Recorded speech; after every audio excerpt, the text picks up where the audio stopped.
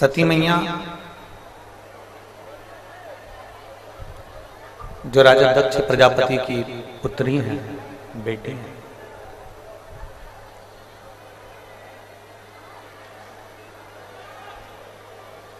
दक्ष प्रजापति की जो पुत्री हैं, बेटी हैं, ऐसी माता सती जिनके संपूर्ण जीवन में वो राज परिवार में रहना, राजघराने में रहना, दक्ष प्रजापति के राज्य में उनका निवास होना और राजघराने में रहकर वो रही जरूर हैं राज परिवार में, राजघराने में, राज परिवार में, राजघराने में उनका रहना और परिवार में रही, राज परिवार में उनका रहना हुआ, पर किसी सतगुरु की शरणागति उनको प्राप्त नहीं। शिव महापुराण की कथा कहती है, भगवान शंकर का चरित्र कहता है, भगवान देवादिदेव महादेव का चरित्र वर्णन करता है, भगवान शिव का चरित्र वर्णन करता है कि पार्वती जी और माता सती, इन दोनों में सबसे बड़ा जो अंतर कल और हमने कथा में श्रवण किया था, उसमें सबसे बड़ा अंतर है कि सती जी की बाल्यावस्था से सती माता को कोई सत्संग नहीं मिला।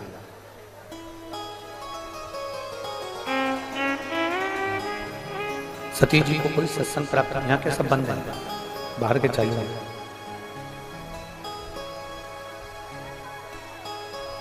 माता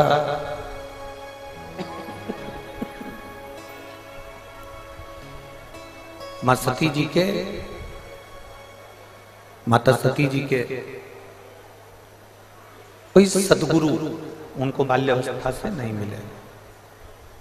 माता सती जी को कोई बाल्यावस्था से कोई गुरु का सानिध्य नहीं मिला। कोई गुरु का सानिध्य माता सती जी को प्राप्त नहीं हुआ। केवल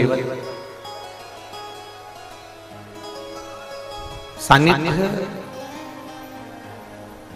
हिमालय राज की बेटी, हिमालय राज की पुत्री माता पार्वती जी एक ऐसी थी जिनको बाल्यावस्था से संत का, साधु का, सन्यासी का, तपस्वी का, साधक का, उपासक का सानिध्य प्राप्त हुआ है।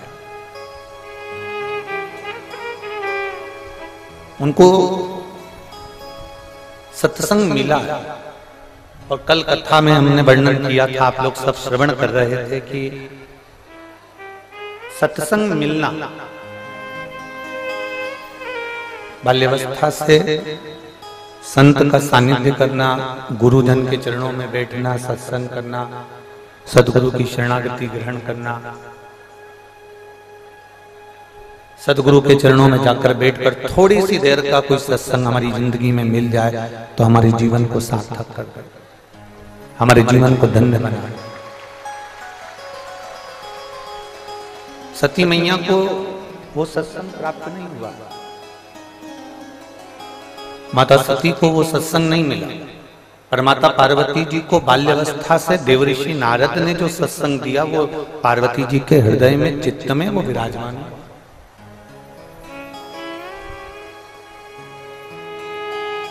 हम एक बार कथा में पहले कहे हैं कि बच्चों को कार मत दिलाओ, कार दिलाओगे तो बच्चा बेचकर खा जाएगा। पर यदि बच्चों को आप और हमने संस्कार दे दिए तो ये पक्का है कि बच्चा कारों की लाइन अपने दरवाजे पर लगा ले। अगर श्रेष्ठ संस्कार हमने अपने बच्चों को दिए हैं तो कार ढेर सारी आ जाएगी। पर यदि हमने बच्चों को संस्कार नहीं दिए तो कार तो हम देकर जा रहे हैं, अगर हम संस्कार नहीं दे रहे तो वो कार देना हमारा बेकार है। उसका कोई महत्व ही नहीं है, उसका कोई महत्व नहीं है, फिर उसका कोई मूल महत्व ही नहीं है हमारे जीवन। खूब दो,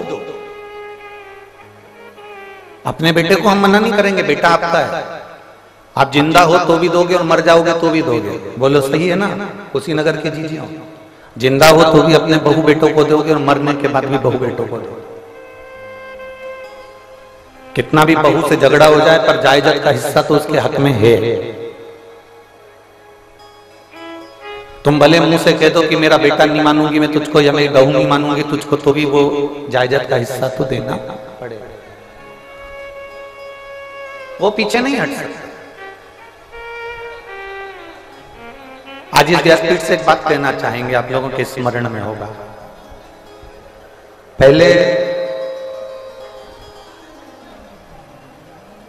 मुंह दिखाई होती थी शादी के बाद, अब इधर उत्तर प्रदेश में होती कि नहीं होती वो हमको नहीं पता।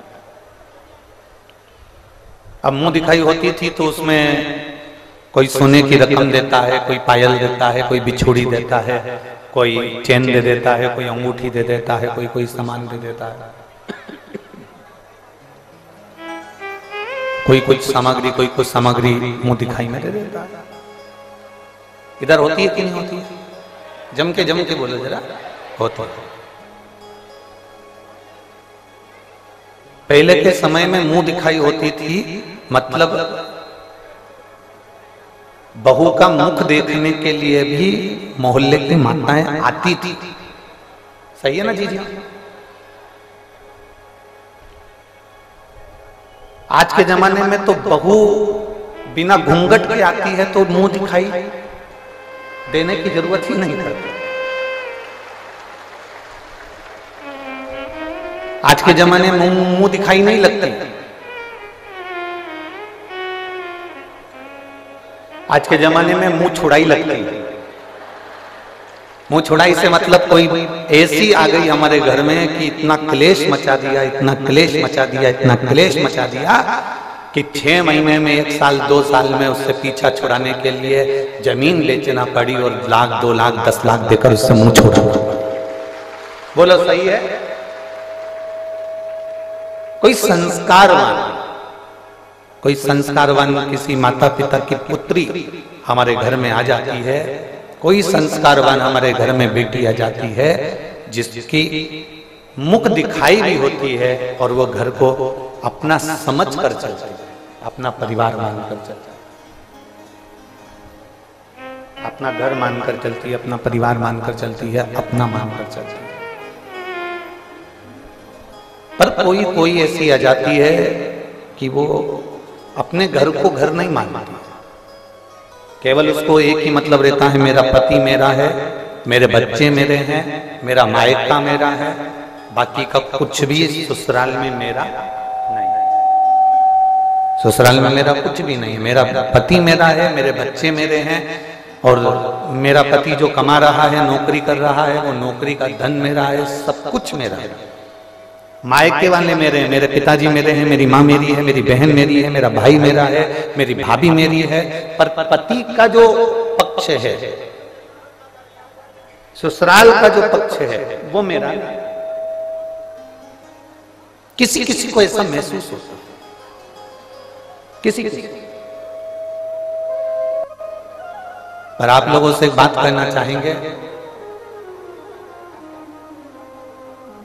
पार्वती मैया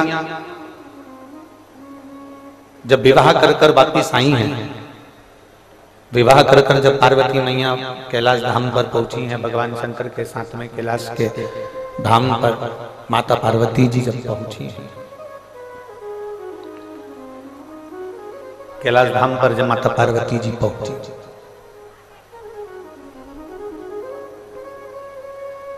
सारे देवी देवता सब कैलाश पर ही हैं। सारे देवी देवता कैलाश पर्वत पर विराजमान हैं।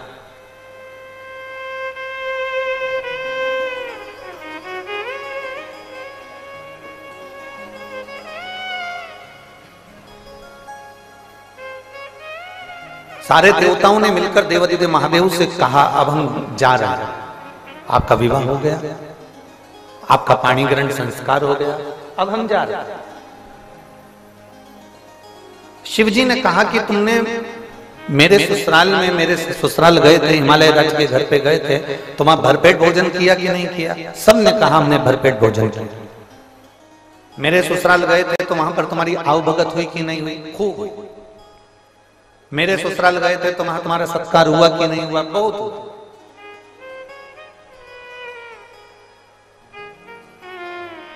अब शिवजी ने देवऋषि नारद से कहा कि सब जा रहे हैं, मेरा फर्ज बनता है कि इनको भेजने से पहले कुछ खिला दूं, पर मेरे कैलाश पर है क्या खिलाने के लिए? मेरे कैलाश पर कुछ भी नहीं है खिलाने के। आज भी कैलाश पर्वत की अगर आप यात्रा करने जाएंगे तो नीचे सब कुछ मिल सकता है, पर कैलाश पर कुछ भी नहीं मिलता। मेरे कैलाश पर है क्या मैं जो इनको दूं? तब पार्वती जी बोली, स्वामी आप चिंता मत करो। मैं जब मेरे मायके से चली थी ना, तो मेरी माँ ने एक बांस की टोकनी में पीले कपड़े से बांधकर आटा की पूड़ी रखकर दी है।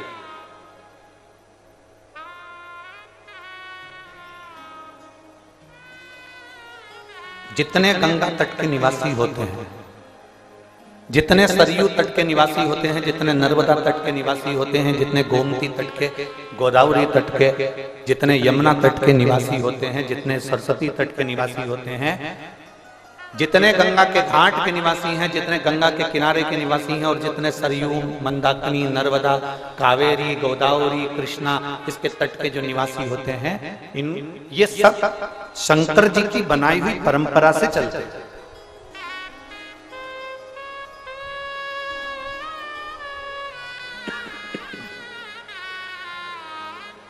ये शिव जी की बनाई हुई परंपरा से चलता है।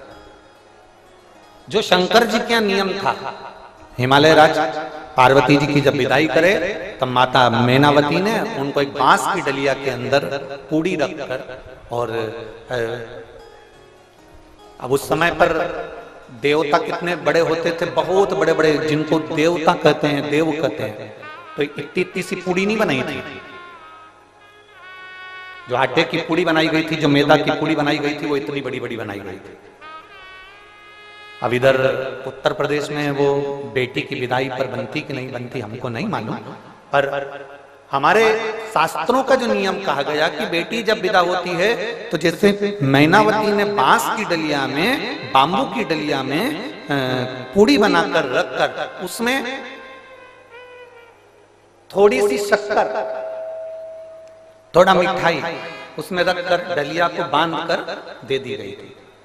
और ध्यान देना, हिमालय राज जी ने दहेज में हाथी, घोड़ा, पालकी सब कुछ दिया, सोना, चांदी, हीरा, पन्ना, जेवर, आभूषण, रतन, नौकर, चाकर, माणिक, मोती सब दिया था। मेरे महादेव दहेज का एक सामान लेकर नहीं आए थे, केवल मेरे महादेव वो डलिया में जो पूड़ी बांध कर दी गई थी उसको स्वीकार कर मेरे महादेव लेकर आए। आज के जमाने में लोग फ्रिज के चक्कर में, गाड़ी के चक्कर में, बंगले के चक्कर में, जमीन के चक्कर में, अलमारी, सोफा सेट, पलंग के चक्कर में, ड्रेसिंग टेबल के चक्कर में और डिनर टेबल के चक्कर में जो डलिया होती है पूड़ी की, जो मैदे की पूड़ी बनाई जाती है, जो बांस की डलिया में रखकर बनाकर जो दी जाती है, दुनिया का सामान लोग लेकर आना पसंद करते हैं, पर वो डलिया को वहीं छोड़ आते हैं। शिव महापुराण की कथा कहती है महादेव सब कुछ छोड़ आए, पर वो मैदे की जो पूड़ी थी, आटे की जो पूड़ी थी, उसकी जो डलिया थी उसको लेकर आए। उस पूड़ी को जब सारे देवताओं को दिया गया तो देवताओं ने उस पूड़ी को जब खाया तो वो एकदम फीकी थी, उसमें ना नमक था ना शक्कर थी। आप क्या बनती है? जम के बोलो जरा, किस किस क्या बनती है? जरा हाथ उठाओ तो बेटी विदा होती है तो देते। सब क्या बनती है? इधर उसमें ना शक्कर है ना नमक है, फीकी पूड़ी, फीकी। अब जो देवताओं को दिया गया, अब देवताओं को दिया गया तो देवताओं ने जो कई लोग हमारे सनातन धर्म पर उंगली उठाते हैं। दुनिया के कई लोग हमारे हिंदू धर्म पर उंगली उठाते हैं, तुम्हारे सनातन धर्म में ये नए नए नियम है, पूड़ी दे दी, फीकी दे दी, नमक डाला नहीं, शक्कर डाली नहीं, डलिया में बांध कर दे दी, पीले कपड़े के कंकु के छापे लगा कर दे दी, बताओ ऐसा पीला कपड़ा कर दे दिया, ऐसा दे दिया। ये दुनिया के लोग सनातन धर्म पर उंगली उठाते हैं, और उंगली उठाने वाला कोई दूसरा नहीं होता, सब अपने ही होते जो अपने अपने धर्म पर उंगली उठा देते।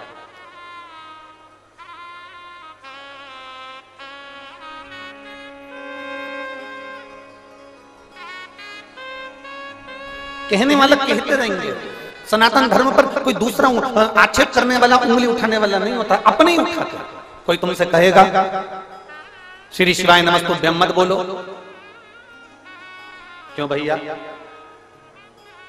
तो कहे हो सकता है पाप लग जाए, क्यों भैया? गाली देने में पाप नहीं लगता, मंत्र बोलने में पाप लग जाता। फिर कोई महाराज आएगा कह देगा शंकर जी पे चढ़ा हुआ जल मत पियो, क्यों भैया? पाप लग जाएगा।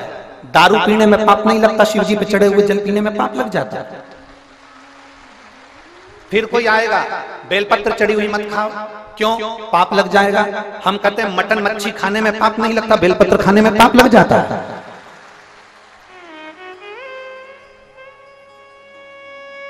कोई दूसरा आक्षेप करने वाला नहीं मिलेगा, दूसरे नहीं मिलेंगे, अपने ही मिलेंगे जो अपने धर्म को नीचे दिखाने का प्रयास करेंगे, अपने ही मिलेंगे जो अपने धर्म को नीचे की ओर ले जाने का प्रयास करेंगे, कोई दूसरा नहीं। हमारे यहाँ मैदे की पूड़ी बनकर आई है, और जो शिव ने बना दिया नियम वो आज तक चले आ रहा है, आज तक। और ये मैदे की पूड़ी का या आटे की पूड़ी का ये डलिया देने का ये नियम आज का नहीं है, ये हमारे यहाँ पुराने समय का, बहुत पुराने समय का। कहाँ? तो कहते हैं ये सत्ययुग के समय का है, जब माता पार्वती और शिव जी का विवाह हुआ था, उस समय पर ये डलिया दी गई थी, जो आज तक दी जा रही है, आज तक दी जा रही है।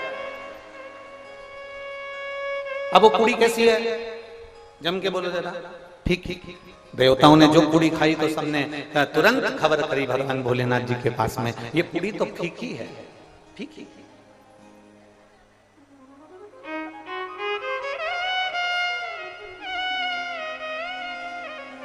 इसमें ना शक्कर है, इसमें ना नमक है, ये पूर्ण तरह से फीकी है, पूर्ण तरह। अब देवाधिदेव महादेव को बुलाया गया और बुलाकर देवताओं ने कहा ये पूरी पूरी फीकी है, इसमें कुछ भी नहीं है। शंकर भगवान ने उसी समय पर संपूर्ण पृथ्वीवासियों को एक उपदेश दे दिया। वो उपदेश पूरे संसार में रहने वाले एक एक मनुष्य के जीवन में वो उपदेश याद रखना, जो शिव जी ने पूड़ी खिलाते समय दिया था, और कह दिया देवताओं से ये पूड़ी फीकी है, क्योंकि ये मायके से पार्वती जी के दी गई है। ये पूड़ी नहीं है मैदे की, ये पीले कपड़े में बंधी हुई ये पूड़ी नहीं है, ये बांस की डलिया में रखी हुई पूड़ी नहीं है, ये छापे लगाकर दी गई पूड़ी नहीं है। शिव जी कहते हैं ये पूड़ी के रूप में एक माँ बाप अपनी बेटी को हमको देते हैं, और ये बता देते हैं कि मेरी बेटी फीकी है, इसमें नमक है कि शक्कर है, अच्छा बनाना और बुरा बनाना ये आपके हाथ में है। मेरी बेटी फीकी है, इसको अच्छा बनाना और बुरा बनाना तुम्हारे हाथ में है। हमारी बेटी को हम जितना जैसा बना सकते थे बनाकर आपको दिया है, इस पूड़ी को बनाकर हमने आपको दिया है। अब आपकी जवाबदारी, आप इसको शक्कर से खाएंगे कि आप इसको नमक से खाएंगे, ये आपकी जवाबदारी है कि आप अपनी बहू को कैसा संस्कार देते हैं। आप अपनी बहू को गाली देते हैं, आप शब्द करते हैं, ताने देते हैं, आड़ा टेढ़ा बोलते हैं, या अपनी बहू को सहलाकर प्रेम से, स्नेह से, अपनी मीठी वाणी से अपनी बहू को इतना मिठास में घोल लो कि वो फीकी पूड़ी भी मीठी हो जाए। ये महादेव की कथा का, ये हमारे संस्कार है कि हम क्या दे रहे हैं।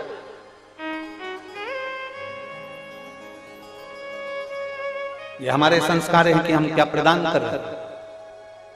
पहले के समय में मुंह दिखाई होती थी तो रकम दी जाती थी, आज के जमाने में मुंह छुड़ाई होती है कि इतना अपशब्द कह जाती हैं बेटियां, इतना अपशब्द बोल जाती हैं बहुएं कि आखिरी में सास ससुर कह देते हैं भले 1-2 एकड़ जमीन बिक जाए, 2 बीघा जमीन चली जाए, और इसको जाने दो, इसको अपने घर जाने दो, हम नहीं रह सकते इसके सामने। पीछा छुड़ा देते हैं लोग, मुंह दिखाई क्या मुंह छुड़ाई का काम करते हैं। 1,00,000, 2,00,000, 5,00,000 लो और पीछा छुड़ा दो, तुम तो जाओ, हमें नहीं रखना। ये बड़ा विचित्र समय आ गया, इस विचित्र समय को हमें साधना,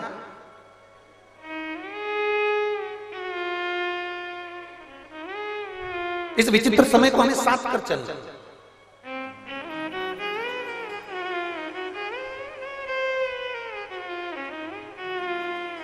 और जिसने विचित्र समय को साध लिया, जिसने इस समय को साध लिया, वो संपूर्ण जीवन को साध लेता है, संपूर्ण जीवन।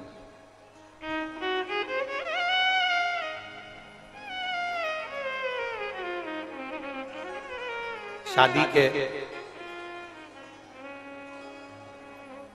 4 साल, कितने वर्ष, जम के बोलो जरा, जम के। शादी के 4 वर्ष अपनी बेटी को, अपने बेटे को सिखाकर भेजना। शादी के 4 वर्ष सबसे कठिनता के वर्ष होते हैं। ये 4 वर्ष शादी के, इसमें बचपन, जवानी, अधेड़ी और बुढ़ापा सब कुछ समझ में आ जाता है शादी के 4 साल। क्यों? अपने घर को छोड़कर तुम दूसरे घर में जाती हो, वहां के घर में तुम सेटल होना, उसमें एडजस्ट होना बड़ा कठिन है। मेरी जीजियों, जिसके पांव की हड्डी टूट जाती है ना, बोलो किसी किसी के पांव की हड्डी टूटी होगी तो उस हड्डी की जगह पर उसमें एक लोहे की, स्टील की राड लगा दी जाती है। बोलो सही है कि गलत है?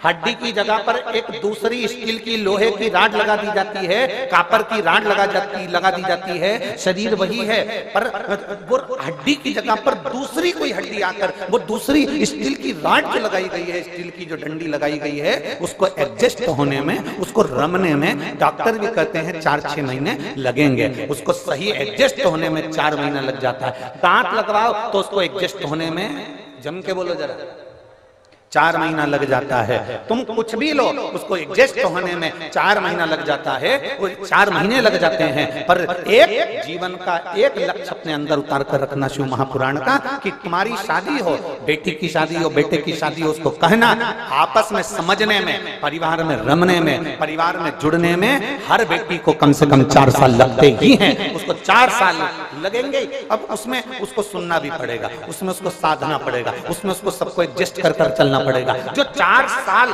अच्छे से साथ कर चल लेती है, जो 4 साल अच्छे से अपने जीवन को निकाल लेती है, फिर उसका बुढ़ापा नहीं बिगड़ता, उसका बुढ़ापा सुखमय हो जाता है, आनंदमय हो जाता है। 4 वर्ष थोड़ा साधना पड़ेगा। जो शुरू के 4 साल साध लिया, उसकी जिंदगी सध गई, और जो 4 साल नहीं साध पाया, उसकी जीवन बेकार। पर आज के जमाने में तुम्हारा जी, हमें तो तुरंत निर्णय चाहिए। बस लड़ाई हुई, मायके गई, नोटिस पहुंचा दिया, तलाक। अब पूछो क्यों तलाक ले रहे हो? तलाक क्यों ले रहे हो? तो कहा हमारी सास बेकार है। तलाक क्यों ले रहे हो? हमारा ससुर बेकार है। तलाक क्यों ले रहे हो? हमारी जेठानी, देवर, ननद सब बेकार है। तलाक क्यों ले रहे हो? हमारा पति बेकार है। मतलब इतने खानदान में ये 5 उंगली में कोई उंगली तो काम की होगी। 5 सदस्य घर में रह रहे हैं, उसमें से कोई तो अच्छा होगा। नहीं, मेरा पति बेकार, सास बेकार, ससुर बेकार, देवर बेकार, जेठ बेकार, और मेरी जेठानी बेकार, मेरी ननद बेकार, सब बेकार दिख रहे हैं, तो समझ लेना तुम्हारा चश्मा गड़बड़ है। काले कलर का चश्मा लगाकर तुम सोच रही हो सब पीले दिख जाए। बोलो री, कुशीनगर की जीजी हो, काले कलर का चश्मा लगाकर तुम सोच रही हो सब पीले दिख जाएं, काले कलर का चश्मा लगाकर तुम कह रही हो सब नीले दिख जाएं, काले कलर का चश्मा लगाकर तुम कहती हो हरे दिख जाएं, काले कलर का चश्मा लगाकर तुम कहती हो सब साफ दिख जाएं, सीधे दिख जाएं, सफेद दिख जाएं। नहीं हो सकता। अपना चश्मा चेंज करिए, मतलब गड़बड़ी अपने अंदर है। बुरा जो देखने में चला बुरा ना मिलिया कोई, इसलिए अपने को साधना पड़ेगा। हमें ये भी बुरा लग रहा है, वो भी बुरा लग रहा है, वो भी बुरा लग रहा है, सारा संसार का आदमी बुरा लग रहा है, घर में रहने वाला बच्चा बुरा लग रहा है, जेठानी के बच्चे बुरे लग रहा है, देवरानी के बच्चे बुरे लग रहे हैं, ननद के बच्चे बुरे लग रहे हैं। तुम्हारे कमरे में आकर बैठ जाए तो तुम धुतकार के भगा दो, तो समझ लेना कि चश्मा हमारा गड़बड़ है, हमें चेंज करना पड़ेगा। चश्मे को नहीं, अपने दिल को, अपने मन को हमें चेंज करना पड़ेगा, तब हमको सब अच्छा नजर आना प्रारंभ होगा। कोई दूसरा नहीं, हमें अपने आप को बदलना पड़ेगा। और मत बुरे कर्म कर बंदे वरना पछताएगा, भगवान की आंखों से तू बच नहीं पाएगा, तू बच नहीं पाएगा। अरे ओ अज्ञानी मत करना जानी, अरे ओ अज्ञानी मत करना जानी। तेरे कर्म का फल भी तू ही पाएगा, जैसा किया तूने तेरे आगे आएगा। मत बुरे कर्म कर बंदे वरना पछताएगा, भगवान की आंखों से तू बच नहीं पाएगा, तू बच नहीं पाएगा। अगर सास को सब बुरे लग रहे हैं तो आंख का चश्मा गड़बड़ है, बेटे को सब बुरे लग रहे हैं तो चश्मा गड़बड़ है, ससुर को सब बुरे लग रहे हैं तो चश्मा गड़बड़ है, और आपको सब बुरे लग रहे हैं तो चश्मा गड़बड़ है। चश्मे से मतलब है कि हमारा मन कुछ गड़बड़ है, हमारा दिल कुछ गड़बड़ है।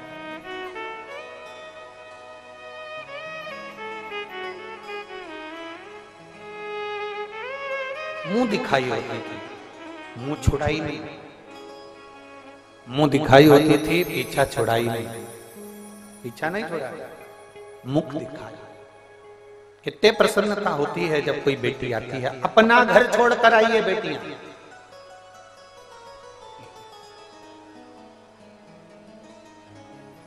घर में रहने वाली सासों को एक बार समझ लेना चाहिए जरा अच्छे से। तुम भी आई थी तो तुमको भी एडजस्ट होने में समय लगा था, ये सासों को समझना चाहिए। और तुम्हारा समय दूसरा था और ये समय दूसरा है। आज के समय की पढ़ी लिखी लड़कियां अगर तुम्हारे घर में आ रही हैं तो थोड़ा सा तुमको संभल कर चलना पड़ेगा, हर चीज में टोकना बंद करना पड़ेगा, तब जाकर हमारा घर और परिवार ठीक तरह से चल पाएगा और उसको हम साथ पाएंगे। गया जमाना, वो जमाना गया जिस समय पर बहुएं डरती थी। आज का जमाना बड़ा विचित्र है, कोई सास के पास में आकर कह देना, पहले डराते थे बच्चों को तो कहते थे बहू आया, आज के जमाने में सास को डराना हो तो कहते बहू आई, डर जाए, कुत्ते में डर जाए, कुत्ते।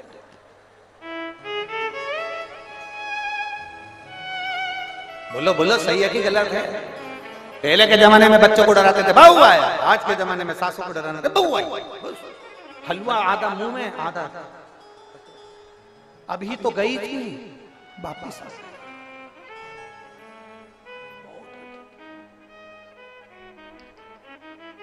अब मेरा निवेदन मेरी जीजियों से और मेरे जीजाओं से, जितने आस्था चैनल पर कथा सुन रहे हैं, जितने फेसबुक यूट्यूब पर कथा सुन रहे हैं, इन सब से मेरा निवेदन है, ध्यान देना, थोड़ा ध्यान रखना। हमें ज्यादा टोक टोक कर जिंदगी नहीं दी।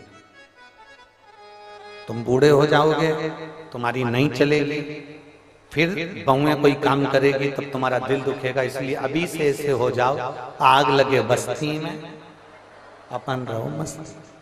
टाइम पे अपने लिए चाय आ रही है, टाइम पे अपने लिए भोजन आ रहा है, समय पर सब काम हो रहा है, अच्छे से अपनी जिंदगी चल रही है। ज्यादा किसी को रोका टोकी करना उत्तमता नहीं है। हाँ, थोड़ा बहुत बोलो, मना नहीं, पर अधिकता में नहीं, जिससे हमारा घर हमारा परिवार टूटे ना। ऐसे शब्दों का संबोधन ना किया, ऐसे शब्दों का संबोधन ना करा।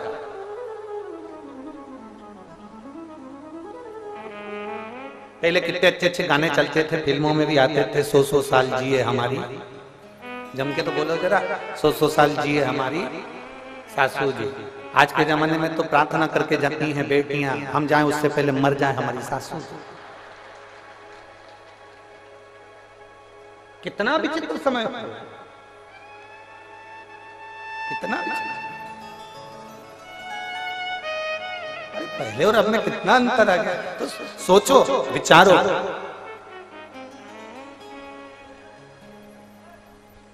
एक पत्र लिखा है किसी बच्चे ने,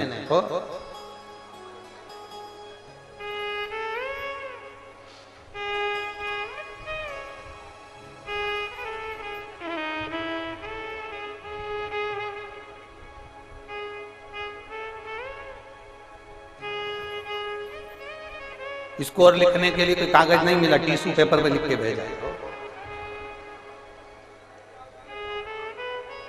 प्रणाम गुरु जी, मेरा नाम सूरज गौर, मैं लखीमपुर का रहने वाला हूं। मेरा एक प्रश्न है आपसे।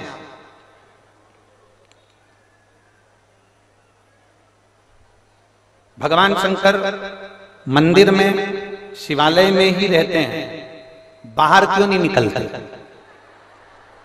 पकड़ ला, कुशीनगर घुमा दे, उसमें क्या टेंशन है? ये कोई प्रश्न है? कहां बैठा है सूरज? चांद को भी पकड़ ला मेरे बेटा। प्रणाम गुरु जी, मेरा नाम सूरज गौर, मैं लखीमपुर का रहने वाला हूं। मेरा प्रश्न है कि भगवान शंकर मंदिर में, शिवालय में ही रहते हैं, बाहर क्यों नहीं आते? प्रणाम गुरु जी। अब ऐसा भयंकर प्रश्न करके प्रणाम करे तो क्या करे?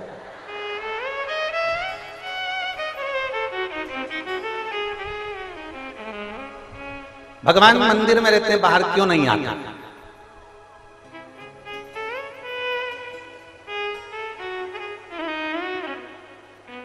जब तक भगवान मंदिर के अंदर हैं, तुम बाहर हो, अपने आप को भाग्यशाली समझना सूरज गौर, अपने आप को भाग्यशाली समझना कि भगवान मंदिर में है और तुम बाहर हो। जिस दिन भगवान बाहर आ गए ना, ये तुम जो मोबाइल पे झूठ बोलते हो ना, वहीं ये सब धर के देगा ना, छठी का दूध याद दिला देगा।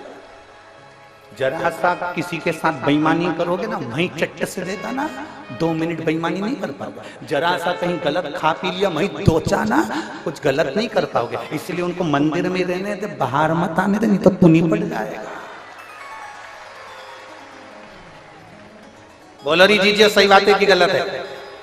वो मंदिर के अंदर है इसलिए तुम बाहर झूठ बोल लेते हो, वो मंदिर के अंदर है इसलिए तुम बाहर पाप कर लेते हो, वो मंदिर के अंदर है इसलिए तुम बाहर छल कर लेते हो, वो मंदिर के अंदर है इसलिए तुम बाहर कपट कर लेते हो, वो मंदिर के अंदर है इसलिए तुम बाहर बेईमानी कर लेते हो, वो मंदिर के अंदर है इसलिए तुम चोरी भी कर लेते हो। अगर वो मंदिर से बाहर निकल गया तो तुम्हारी जिंदगी सही नहीं। वो दोच कैसे? जैसे बच्चा जब तक अकेला पढ़ता है, एकदम फुल एंजॉय के साथ पढ़ता है, पढ़ गया, सो गया, खाता पीता पढ़ रहा है, और मम्मी के सामने पढ़ के बता, मम्मी दो रख के बोल ए फोर एप्पल, मैं भी तकलीफ बोला, फिर मारा। बच्चा स्वतंत्र है, तब तक वो अच्छे से घूम रहा है, पढ़ रहा है, खा रहा है, पी रहा है, पढ़ते पढ़ते सब एंजॉय कर रहा है। पर मम्मी के सामने, पापा के सामने बैठ गया पढ़ने के लिए, फिर मम्मी पापा के सामने कोई हरकत करेगा क्या? जम के बोलो, कुशीनगर की दीजिए, करेगा? मम्मी पापा के सामने बच्चा कोई हरकत नहीं कर सकता, अकेला रहेगा तो हरकत कर सकता है। उसी तरह शंकर हमारे माँ बाप हैं, अगर वो बाहर आ गए तो हम कोई हरकत नहीं कर सकते। आप किस्मत वाले हो जो भगवान मंदिर के अंदर है, समझ लेना। अगर मंदिर से बाहर आ गया तो हो गया कल्याण तुम्हारा। अब तुम रोज मंदिर जाया करो, लोटा भर जल चढ़ा के, सूरज चांद, सूरज गौर, लखीमपुर, तुम रोज भगवान को मंदिर में जल चढ़ाने जाया करो तो धन्यवाद देकर आना। धन्यवाद, तुम यहीं रहना, प्लीज बाहर मत निकल प्लीज, क्योंकि मैं झूठ नहीं बोल पाऊंगा, मैं कपट नहीं कर पाऊंगा, मैं बेईमानी नहीं कर पाऊंगा, मैं छल नहीं कर पाऊंगा। और सूरज, एक बात और कहना चाहूंगा, भगवान ऐसी कोई जगह नहीं है जहां मेरा भोलेनाथ नहीं है। कंकर कंकर में शंकर, कंकर कंकर में शंकर है, वो सब दूर है, सब हम उसको मानते हैं कि मंदिर के अंदर है, केवल तुम्हारे लिए मंदिर के अंदर है कि तुम अच्छे से अपनी जिंदगी जी लो। कितना मोबाइल पर रोज झूठ बोलते हो, कितना कपट करते हो, कितनी बेईमानी करते हो, दुकानों में बैठकर कितना। एक बार रामचरितमानस का संवाद है, हनुमान जी महाराज अयोध्या में आ गए, राम जी का राज्य स्थापित हो गया, राम जी राजा बनकर बैठ गए, हनुमान जी बाजार में घूम रहे थे अयोध्या के। एक कपड़े की दुकान वाले ने हनुमान जी को बुलाया, इधर हनुमान जी चले गए। क्या हुआ? हनुमान जी ने पूछा क्या बात है? कपड़े की दुकान वाले ने कहा, क्यों तूने, हमने सुना है तुमने लंका जला दी थी पूंछ से। हनुमान जी बोले हाँ। कपड़े के व्यापारी ने पूछा, ये बताओ कि तुमने कैसे जलाई थी? हनुमान जी ने बोला, उन्होंने मेरी पूंछ में कपड़ा बांधा, तेल डाला, आग लगाई, मैंने जला। फिर दूसरा आ गया, जलाई कैसे थी? हनुमान जी ने कहा, पूंछ में कपड़ा बांधा, तेल डाला, आग लगाई, जला। फिर तीसरा आ गया, तुमने लंका जलाई कैसे? 4-6 दिन तक, 8 दिन तक हनुमान जी के प्राण खा गए, ऐसे बोलते रहे, लंका कैसे जलाई? हनुमान जी बोले, पूंछ में उन्होंने कपड़ा बांधा, तेल डाला, आग लगाई। फिर हनुमान जी से पूछा लंका कैसे जलाई? हनुमान जी ने बोला अब तो मेरी पूंछ में आग लगा के बताओ, मैं जला के बताता हूं।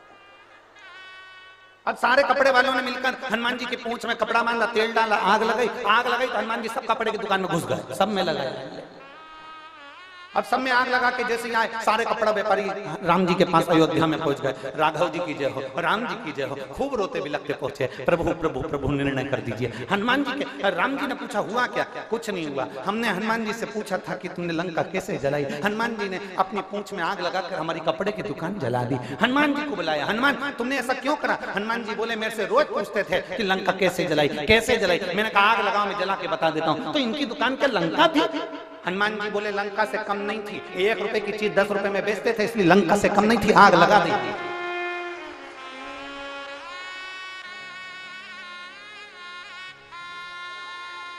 एक लिमिट का लेंगे ना तो हम लंका नहीं समझेंगे, पर लिमिट से ज्यादा लोगे ना तो हम लंका समझ जाएंगे।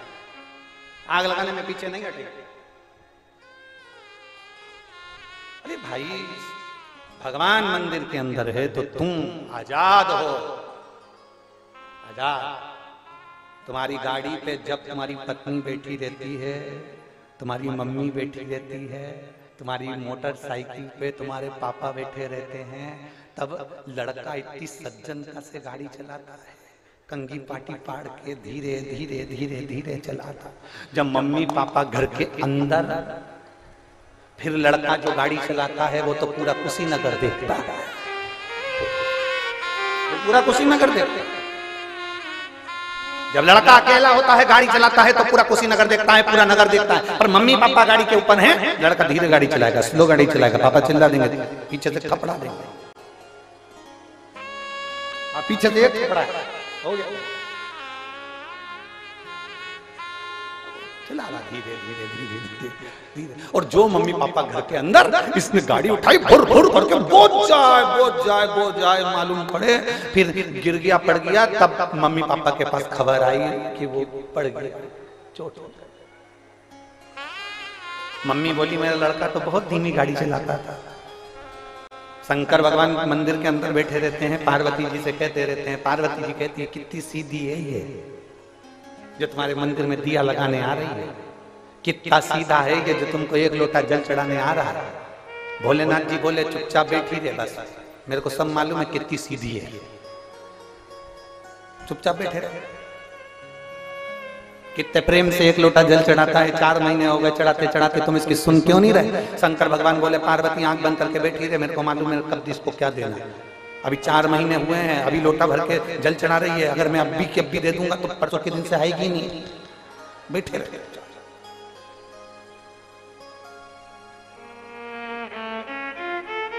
आप आए नहीं और सुबह हो गई, मेरी पूजा की थाली धरी रह गई। क्यों नहीं आते? किससे लिए नहीं?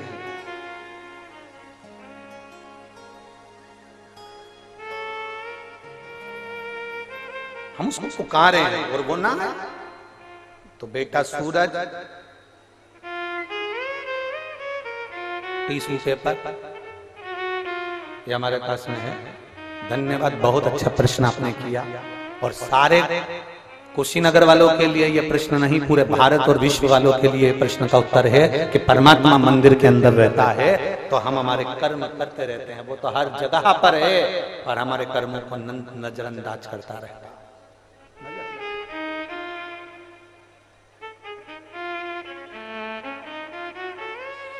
वो बैठा है मौन होकर, इसलिए तुम गाड़ी भी तेज दौड़ा रहे हो। वो बैठा है मौन होकर, कर्म करिए। जब हम उसके आश्रित होकर कोई कर्म करेंगे तो हमारे जीवन की एक आनंदता अपने आप बढ़ती है। एक पत्र और है, देखिए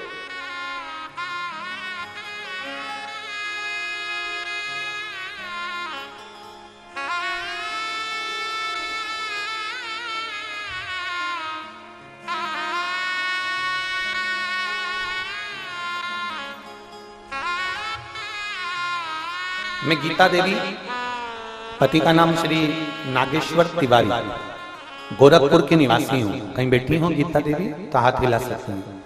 मैं गीता देवी, पति का नाम श्री नागेश्वर तिवारी, गोरखपुर की रहने वाली। कहीं बैठी हूँ तो हाथ हिला सकती हूँ। कहीं बैठी हो तो हाथ हिला सकती हैं। मैं गीता देवी, पति का नाम नागेश्वर तिवारी, गोरखपुर की निवासी हूँ। मेरा मोबाइल नंबर ये है। कहीं बैठी हो तो हाथ हिला सकती है। अच्छा इधर है क्या? एक बार हाथ हिला दो। ठीक, दिख गए। श्री शिवाय नमस्ते। आ जाओ, एक बेलपत्र ले लेना। मैं गीता देवी, पति का नाम श्री नागेश्वर तिवारी, गोरखपुर के निवासी हूं। मेरा मोबाइल नंबर ये है। मैं सबसे पहले तो आपसे पहले मैं पूनम बहन को प्रणाम करना चाहता हूं। धन्यवाद पूनम दीदी, धन्यवाद, साधुवाद। पूनम बहन को प्रणाम करना चाहती हूँ, जिन्होंने हमारे क्षेत्र में, हमने कभी नहीं सोचा था कि शिव पुराण की कथा सुनने को मिल जाएगी। मैं धन्यवाद देती हूँ पूनम बहन। फिर गुरुजी आपसे कहना चाहती हूँ, एक लोटे जल का क्या महत्व है। 2022 में मेरा पैर में तकलीफ हो गई, L4 L5 मेरी हड्डी खसक गई, कमर की भी और पैर में भी तकलीफ हो गई, चलने से मोहताज हो गई, लेटने बैठने से तकलीफ में आ गई। डॉक्टर को दिखाया, डॉक्टर ने मुझे ऑपरेशन तक कह दिया।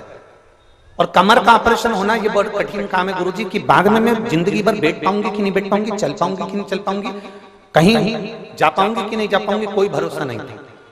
हमने डॉक्टर से पूछकर अपने घर आ गए। मेरी जेठानी ने आपके बारे में मुझे बताया और आस्था चैनल पर कथा सुनना प्रारंभ करा। फिर मेरी बेटी रोज मुझे शिव जी के मंदिर ले जाती और जल चढ़वाती।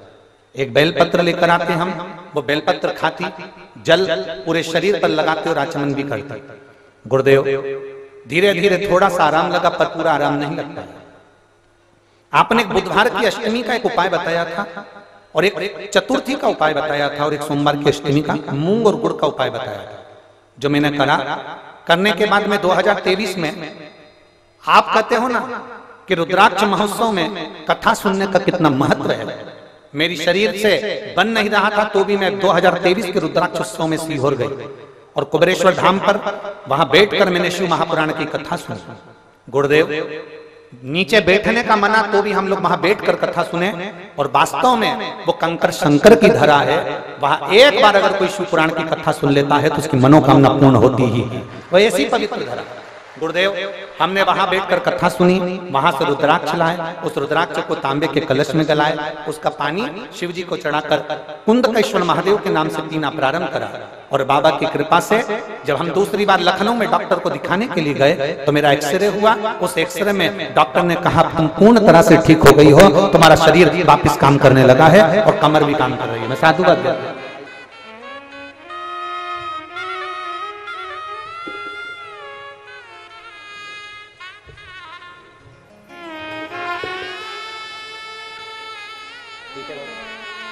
खुश होइए, आंसू पोछो, आंसू पोछो।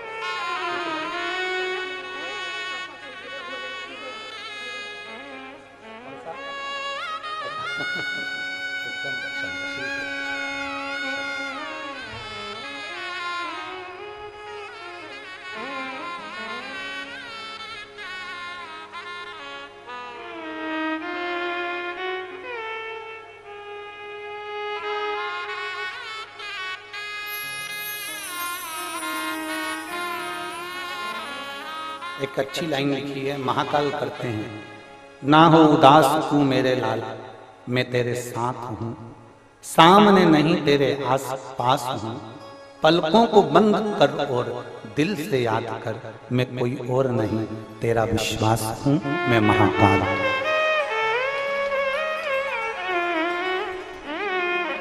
शिव तत्व संभव होगा।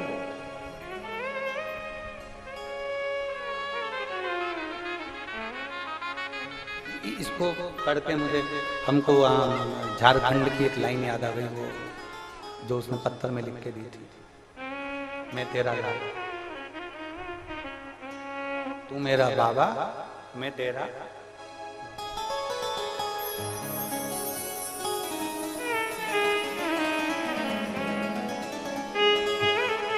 रिश्ता तेरा मेरा सबसे है प्यारा। खड़े नहीं होना है, खड़े नहीं होना है, केवल वो तो हम ऐसा ही स्मरण करें। रिश्ता तेरा मेरा सबसे है प्यारा।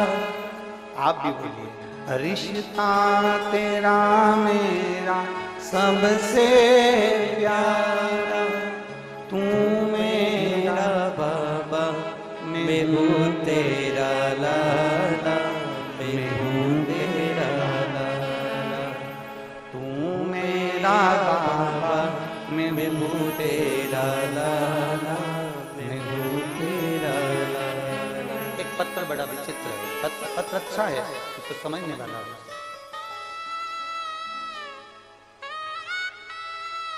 मेरा नाम सीता शर्मा है, मैं जिला गोपालगंज की रहने वाली हूँ। मेरा नंबर ये है, मोबाइल नंबर। सीता शर्मा गोपालगंज से आई हैं, कहीं बैठी हूँ तो हाथ हिला सकती हैं। मेरा नाम सीता शर्मा है, मैं जिला गोपालगंज की रहने वाली हूँ, कहीं बैठी हैं आप ही हैं, ऐसा हाथ हिला। आ जाओ, एक बेलपत्र ले जाना। मेरा नाम सीता शर्मा है, मैं जिला गोपालगंज की रहने वाली हूँ। मेरा मोबाइल नंबर है। गुरुदेव, मैं एक लोटे जल का क्या वर्णन करूं। मेरे पेट में बहुत दर्द होने के कारणवश हमने डॉक्टर को दिखाया। जब डॉक्टर ने चेक किया तो पता चला कि मेरे बच्चेदानी में गठान है, और गठान भी इतनी बड़ी है कि उसका ऑपरेशन होना जरूरी है। डॉक्टर ने जल्द ही ऑपरेशन का बोला। मेरे घर वाले चिंता में पड़ गए। गुरुदेव, मेरा 3 बच्चे हैं और 5 साल पहले मेरे पति हार्ट अटैक के कारण नहीं रहे। मैं अकेली मेरे बच्चों के लिए हूं और बच्चे मेरे लिए। गुरुदेव, बहुत परेशान हूं। एक बच्चा तो बहुत छोटा है और डॉक्टर कह रहे हैं कि ये गठान कोई साधारण सी नहीं है, इसका ऑपरेशन होगा और जांच के लिए जाएगी। इतना हमारे पास में धन भी नहीं। गुरुदेव, हम किससे कहें, कौन और कहें ऑपरेशन करा भी लें और गठान चली भी जाए और बीमारी आ भी जाए तो संभालेगा कौन। बच्चे छोटे छोटे हैं। गुरुदेव, अब मैं किसके आगे कहूं। हम जिस डॉक्टर के यहाँ दिखाने गए, उसी के कंपाउंडर ने, उसी के बाहर बैठे हुए एक व्यक्ति ने कहा, जी आप एक काम करो, टीवी पर कथा आती है, हम लोग मोबाइल पर सुनते हैं, आप उस महाराज को तो सुनो एक बार। हमने पहली बार आस्था चैनल पर आपको सुना। गुरुदेव, आपके कहने से जल चढ़ाना प्रारंभ करा, बाबा से विनती करना प्रारंभ करी। जल चढ़ाते, बेलपत्र खाते। हम 1 महीने तक हॉस्पिटल नहीं गए, केवल रोते रहे, अपने बच्चों को देखते रहे और ऑपरेशन की तैयारी के लिए पैसा जुटाते रहे।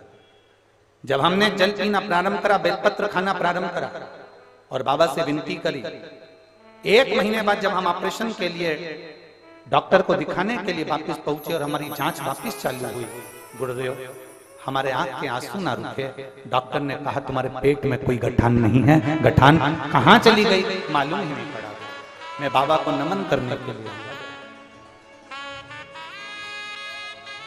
रिश्ता तेरा मेरा सबसे प्यारा, रिश्ता तेरा मेरा सबसे है प्यारा। तू मेरा बाबा, मैं हूँ तेरा लाला, मैं हूँ तेरा लाला। तू मेरा बाबा, मैं हूँ तेरा लाला, मैं हूँ तेरा लाला। ज्यादा परेशान अब तो ठीक है ना बेटा, तो मत अच्छा खुश खुश जाओ। अच्छा बिल्कुल खुश हुआ करो, ठीक है, जो होना है भाग्य का, तो बाबा ने ये लिखा हुआ, ठीक है। अब तो ठीक हो गई ना, बच्चों को देखो और आना। अरे तू मेरा बाबा, मैं हूँ तेरा लाला, मैं हूँ तेरा लाला। इस पत्र में इस बहन ने एक लाइन लिखी, गुरुजी मेरे पति तो चले गए 5 साल पहले, मेरे छोटे छोटे बच्चों को कौन रखता, कौन संभालता। पर शिव पर छोड़, शंकर पर सब छोड़। मेरी बहनों, फिर कहूंगा ये शिव पुराण की कथा केवल शिव पुराण की कथा नहीं। इसको केवल हल्के में मत लेना। जो कुशीनगर के लोग भक्त जो आ गए, उन्होंने तो इस औषधि को ले लिया। जो आ गए उन्होंने तो बाबा से झोली भर ली, पर जो कथा के मंडप तक भी नहीं पहुंच पाए, वो बाद में सोचेंगे कि हमारे कुशीनगर में कथा हुई थी और हम नहीं जा पाए। बाद में समझना,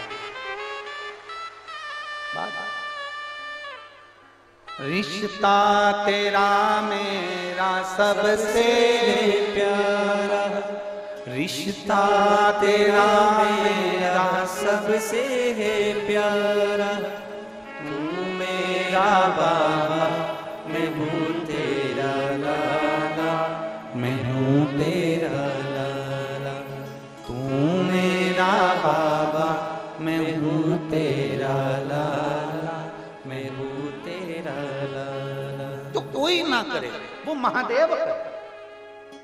अकाल मृत्यु वो मरे जो काम करे चंडाल का, काल उसका क्या बिगाड़े जो भक्त हो महाकाल का। जो शिव की आराधना में डूबा हुआ होगा उसको क्या चिंता है?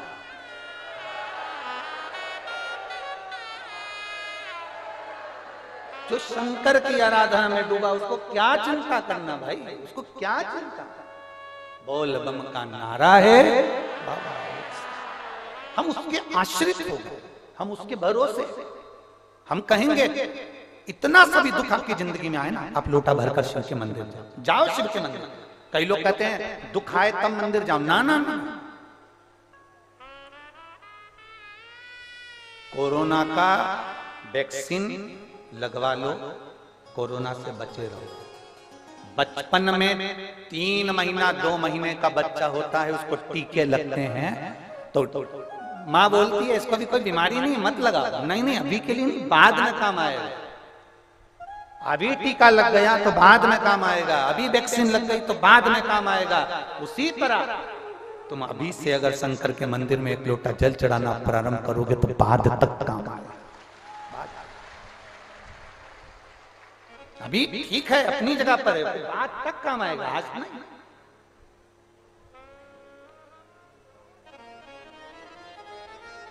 अभी का तो चल गया, जो है शरीर चल रहा है, काम हो रहा है, अपनी जगह पर है, पर बाद तक वो देखे सारी समस्या का हल आप चढ़ाएंगे, वो बाद तक काम आएगा। आज नहीं, आप आचमन कर रहे हैं, बाद तक काम आएगा। आज नहीं, आप बेलपत्र ले रहे हैं, बाद तक काम।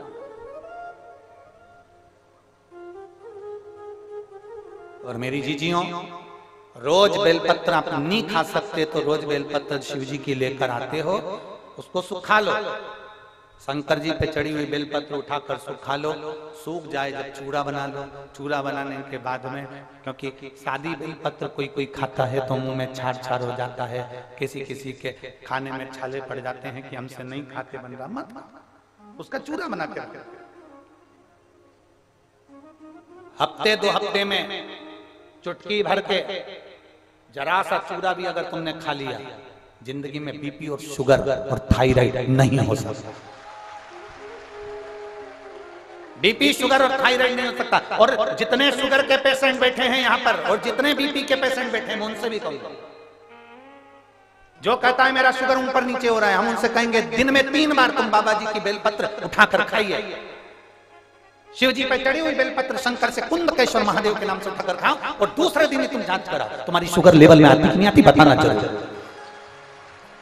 हम भी यही हैं, कुशीनगर में अभी कहीं गए नहीं है, आज 4था दिन है, 3 दिन यही है, कहीं नहीं जाने वाले, यहीं पर 3 दिन और आप करो सेवन कुंदकेश्वर महादेव के नाम से बेलपत्र खाकर, और फिर जांच करा कराओ और रिपोर्ट हमको भी दिखाओ। क्यों एक पत्र आया, इसमें उन्होंने पूरी रिपोर्ट तक लगाई, इसमें उन्होंने पूरी रिपोर्ट कम से कम लगभग 60-70 पेज की पूरी रिपोर्ट लगाई है। और इसमें एक उन्होंने डॉक्टर की लिस्ट भी लगाई, जिस डॉक्टर ने कह दिया था कि तुमको कभी जिंदगी में बच्चे नहीं हो सकते, क्योंकि तुम्हारे पति और पत्नी में दोनों में ही ऐसा है कि दोनों को बच्चे नहीं हो सकते। उसने पूरी रिपोर्ट लगाई, पत्र में भी लिखा कि संतान नहीं हो सकता। एक पत्र है, मेरा नाम कविता देवी, पति का नाम श्री विजय सिंह, ग्राम प्राणतपरा, प्राणतपरा है, देख लेना। कुशीनगर मेरा घर है, कुबेर स्थान, प्राणतपरा कुबेर स्थान, कुशीनगर मेरा घर है। कहीं बैठी हैं का? कविता देवी, पति का नाम श्री विजय सिंह। कहीं बैठे हो तो हाथ हिला सकते हैं, अगर कहीं बैठी हो तो हाथ हिला सकती हैं। कविता देवी, विजय सिंह बैठे हैं, हाथ हिलाओ जरा, हमें दिख जाओगे। हाँ ठीक है, दिख गए। श्री शिवाय नमस्ते। बच्चा आया है क्या साथ में? नहीं आया? आया है? हाँ लिया, इसको लिया। मेरा नाम कविता देवी है, पति का नाम विजय सिंह है। एक लोटे जल का वर्णन करना चाहती हूँ और पूरी रिपोर्ट मैंने डॉक्टर की लगाई है, जिसमें डॉक्टर ने साफ मना कर दिया था कि संतान नहीं हो सकता। गुरुदेव, हमने 1 साल 2 साल 3 साल ऐसे इंतजार करते कई साल निकाल दिए। 5-6 साल से हमने टेस्ट बेबी भी करवाया पर संतान का सुख नहीं आया। डॉक्टर के हिसाब से हम दोनों के ब्लड का ग्रुप 1 होने के कारणवश या कोई समस्या डॉक्टर ने बताई जिसके कारणवश हमें दोनों को संतान का सुख नहीं हो सकता। तब किसी ने फेसबुक पर आपकी क्लिप भेजी शिव पुराण की और उस क्लिप को हमने सुना और दीपावली के दिन ही हमने पहली बार नियम बना लिया कि हमको 10 साल हो गए हैं औलाद नहीं हुई है, तो हम आज से नियम बनाते हैं कि शिव जी के मंदिर में जल चढ़ाएंगे और उसको पिएंगे। हमने शंकर जी के मंदिर में जल चढ़ाकर पीना प्रारंभ करा। पति पत्नी ने सफेद आंकड़े की जड़ का प्रयोग किया, सफेद आंकड़े की जड़ का प्रयोग करा और बाबा की पशुपतिनाथ का व्रत किया।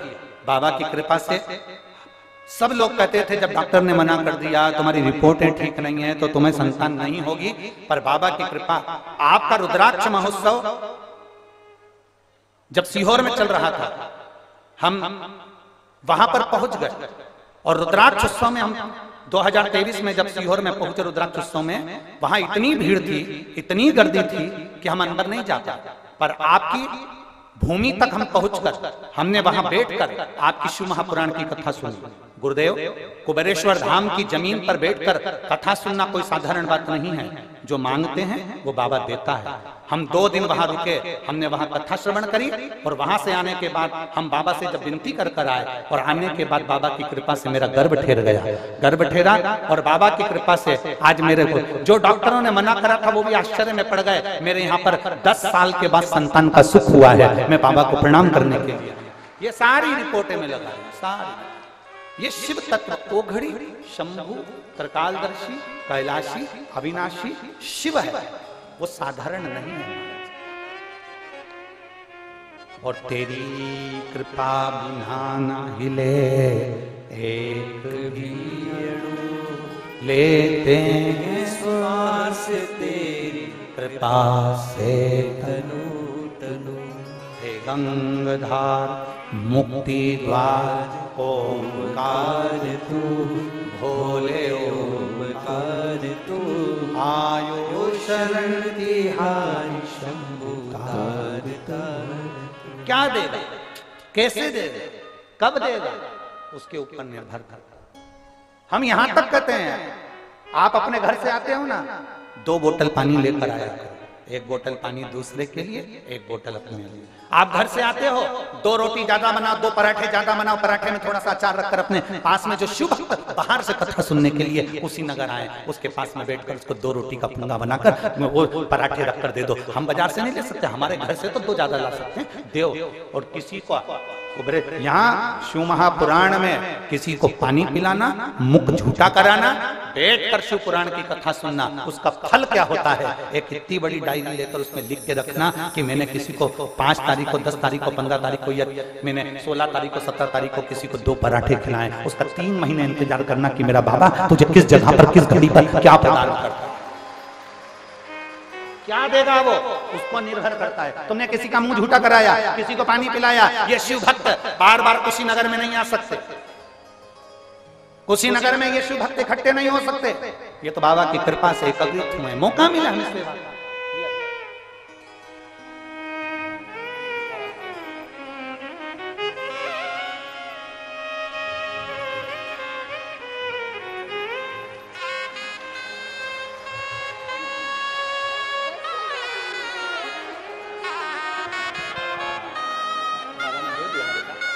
तो खुश, भले 10 साल के बाद दिया तो ना,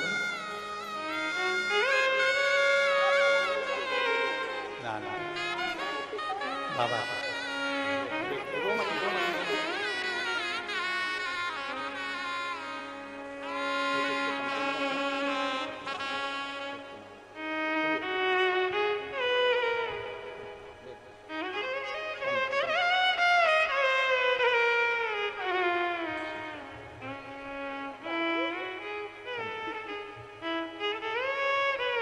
शिव शिव शंभु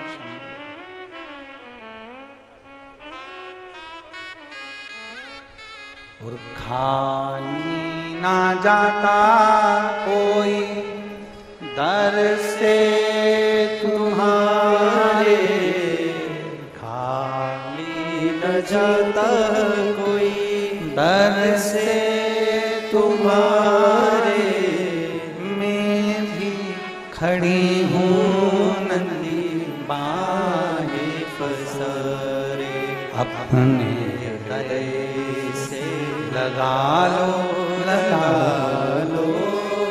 गिरा जा रहा हूँ उठा लो, भोले अपने दर से अब तो ना टालो, गिरा जा रहा हूँ उठा लो।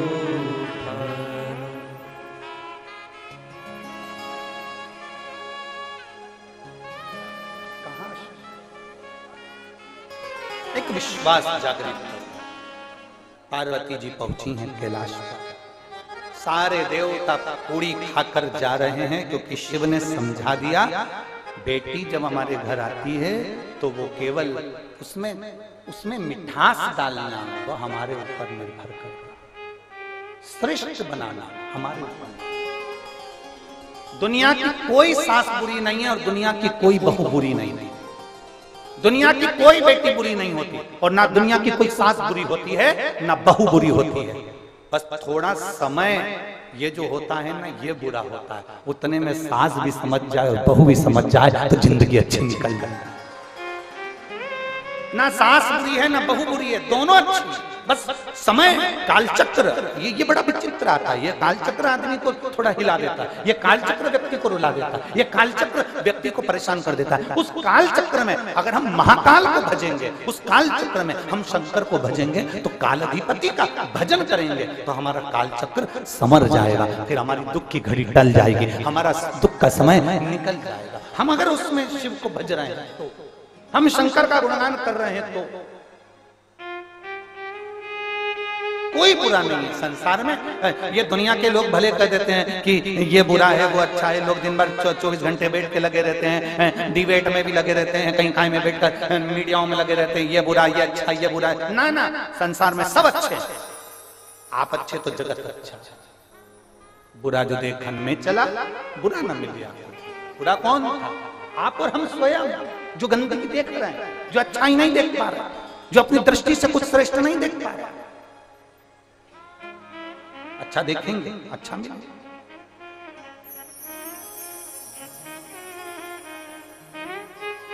श्री शिवाय नमस्तुभ्यं, श्री शिवाय नमस्तुभ्यं, श्री शिवाय नमस्तुभ्यं।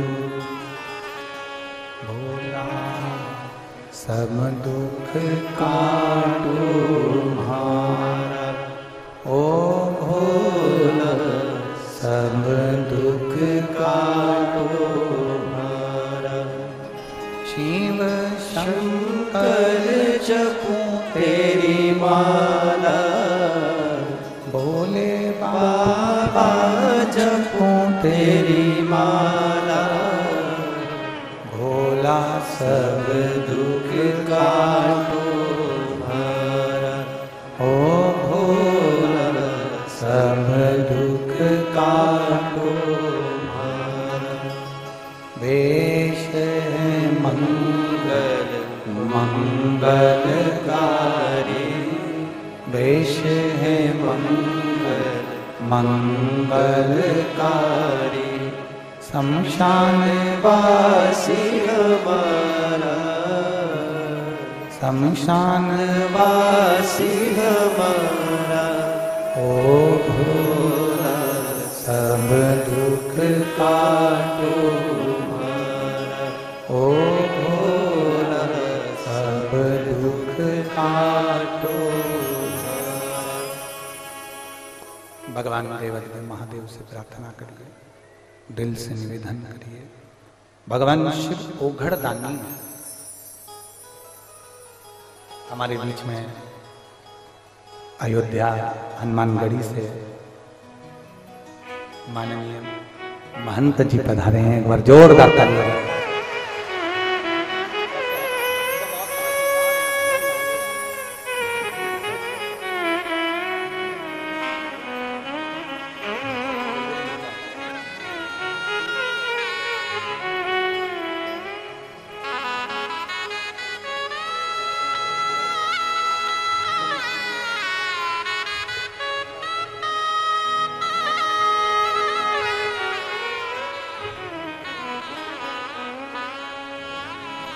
शिव कथा करते हैं, भगवान शंकर का संवाद कर रहा है।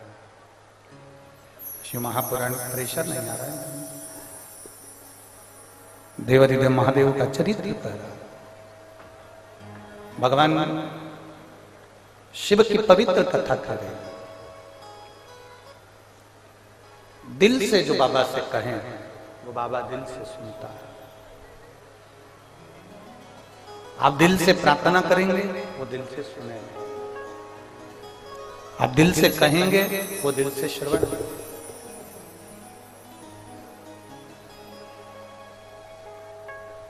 पंडाल में बैठकर करी गई प्रार्थना, शिव महापुराण की साक्षी में करी गई प्रार्थना कभी खाली नहीं गई, कभी भी। और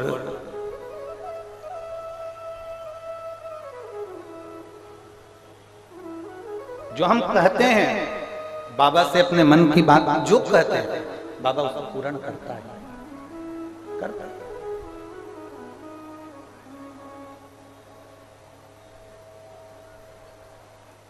आप और हम सब भगवान शिव की पवित्र कथा का लाभ ले रहे हैं और कितना आनंद का विषय है कि हमारी इस पवित्र कथा के अंतर्गत देवादिदेव महादेव की कथा के अंतर्गत पूज्य महाराज जी का आगमन, हनुमानगढ़ी अयोध्या से आना, स्वयं हनुमान जी ही इस कथा का लाभ लेने के लिए पधारे।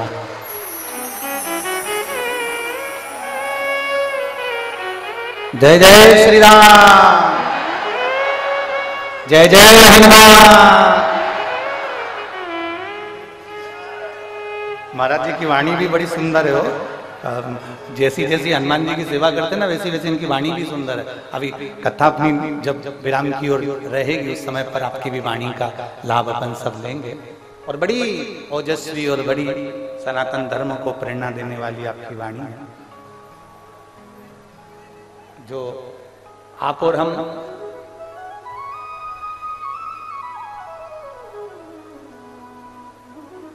परम पूज्य हनुमानगढ़ी के महंत श्री राजूदास जी महाराज जी अयोध्या से हैं, जिनकी अपन वाणी का भी लाभ लेंगे और आशीष वचन भी उनसे लेंगे। शिव तत्व की प्राप्ति, भगवान ओघड़ी की प्राप्ति। शिव महापुराण की कथा कहती है, भगवान शंकर का चरित्र कहता है, देवादिदेव महादेव का चरित्र कहता है। पार्वती मैया कैलाश धाम पर पहुंची, विराजमान हुई और विराजमान होने के बाद माता पार्वती थोड़ी देर बैठने के बाद में देवादिदेव महादेव के साथ में कथा श्रवण करने के लिए अमरनाथ की गुफा में पहुंची।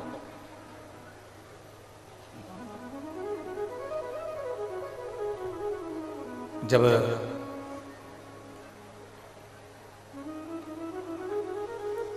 अमरनाथ की गुफा में बैठकर जब भगवान शंकर ने माता पार्वती जी को सुंदर सुंदर वृतांत सुनाना प्रारंभ करे जनमानस के कल्याण,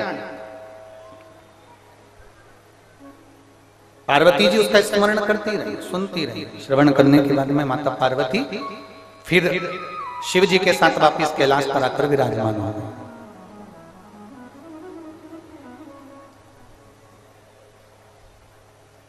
कुछ समय बड़े आनंद के साथ में कैलाश पर निकलता है और देवादिदेव महादेव कैलाश पर से जाकर एकांत का निवास करने के लिए जाते हैं। पार्वती जी को भी नहीं मालूम कि शिव जी गए कहां।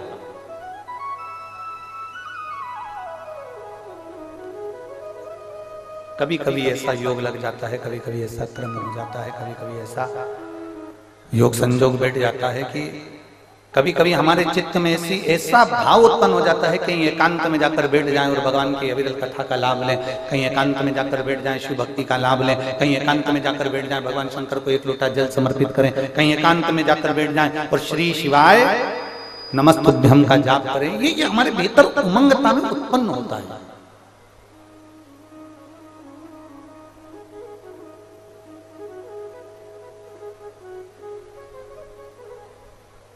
कभी आप लोगों ने अनुभव करा कि गौतम बुद्ध बाबा ने संपूर्ण पृथ्वी की परिक्रमा करी, सब जगह गए, हर जगह पहुंचे, ज्ञान उपदेश भी दिया, संसार का कल्याण भी किया, पर कुशीनगर की भूमि पर आकर उन्होंने इस आत्मा को परमात्मा से मिलन कराने के लिए, ज्योति को ज्योति में मिलाने के लिए ये कुशीनगर की धरा ढूंढी। जरा विचार किया।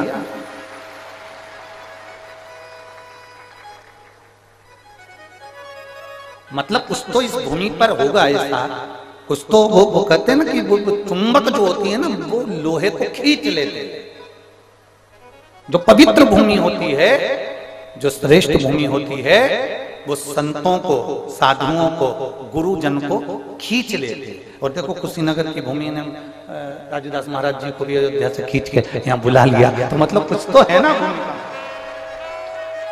तो महत्व है।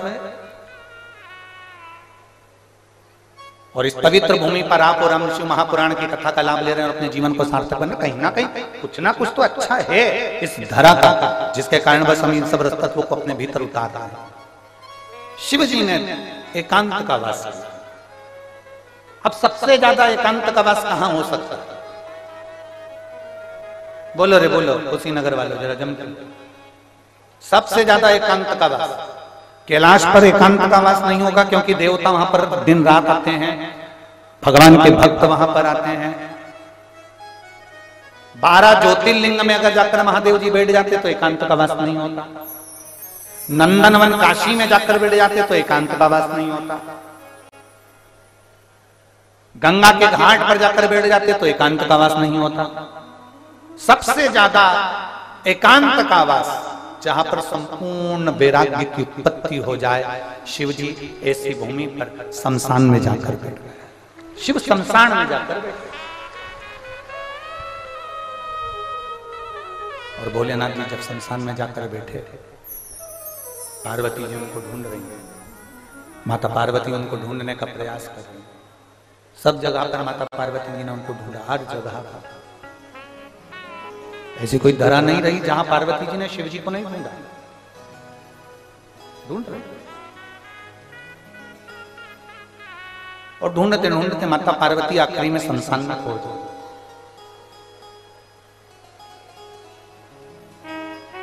और शमशान में बैठी पार्वती जी शिव जी का पूजन कर रहे। समझने वाला विषय है, शमशान में जाने के बाद तंबाकू खाने का विषय नहीं है ये। दुनिया के कई लोग मुर्दा जलाने के लिए जाते हैं, शमशान जाते हैं, अंतिम संस्कार करने जाते हैं। घर के लोग अंतिम संस्कार करते रहते हैं, बाकी के सब तंबाकू मल मल के फटके लगा के खाते रहते हैं।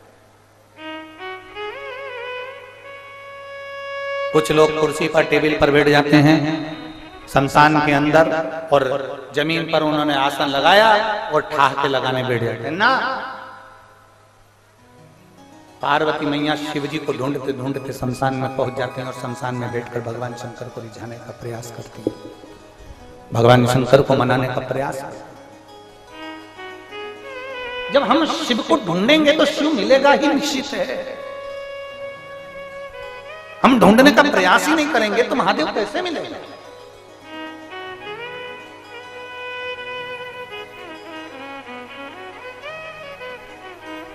आज महाराज जी पत्रकार वार्ता थी, तो उसमें पत्रकार बंधुओं का निवेदन था कि ये अयोध्या में राम जी बैठ गए,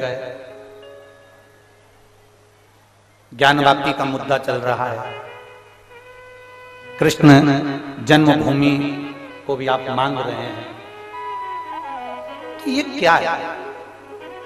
हमने कहा देखो, बच्चा मांगेगा नहीं तो मां रोटी देगी नहीं। बच्चा मांगेगा नहीं तो पिता पेन देगा नहीं, बच्चा मांगेगा नहीं तो पिताजी मोबाइल देगा नहीं। उसी तरह मांग हम दूसरे से नहीं रहे, हमारी चीज, हमारी ज्ञान व्यापी, हमारी जन्मस्थली हम मांग रहे हैं। जैसे अयोध्या मांगी वैसे ही ज्ञान व्यापी और वैसे ही कृष्ण भगवान की जन्मस्थली मांगी। उसमें क्या दिक्कत है? भगवान कृष्ण की जन्मस्थली मांग रहे हैं तो इसमें कोई बड़ी बात नहीं है, हमारी है इसलिए मांग रहे हैं। ज्ञान व्यापी मांग रहे हैं तो हमारी है इसलिए मांग रहे हैं। अयोध्या हमारी थी तो हमने मांगी और आज अवध में राम जी विराजमान हुए। ये प्रधानमंत्री जी और मुख्यमंत्री जी को धन्यवाद, बहुत बहुत साधुवाद। ठीक है और रहे।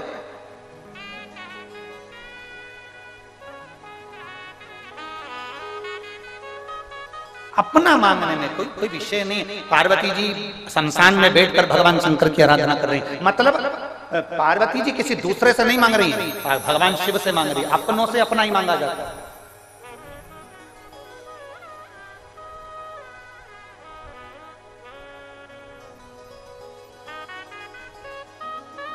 फिर महाराज जी उन्होंने कहा राजनीति का मुद्दा है, विपक्ष इसको राजनीति का मुद्दा मानता है। हमने उनसे कहा कि राजनीति का मुद्दा मानता है, हम तो कहते हैं अगर वो अयोध्या में राम लाने को तैयार हो जाते, वो ज्ञानवापी में शिव लाने को तैयार हो जाते, वो जन्म स्थली पर कृष्ण को लाने को तैयार हो जाते, तो हम भी उनके साथ खड़े हो जाते। उसमें क्या दिक्कत है? सीधा सा विषय है कि राम हमारे हैं, शिव हमारे हैं, कृष्ण हमारे हैं। ये संपूर्ण भारत की भूमि, संपूर्ण विश्व की भूमि, संपूर्ण भारत की धरा ये हमारी है, सनातन धर्म की है और भगवत भजन की। ये कोई साधारण भूमि नहीं है। और मेरा कुशीनगर वालों से निवेदन है, जिस भूमि पर तुम रहते हो कुशीनगर में, ये भूमि साधारण नहीं है।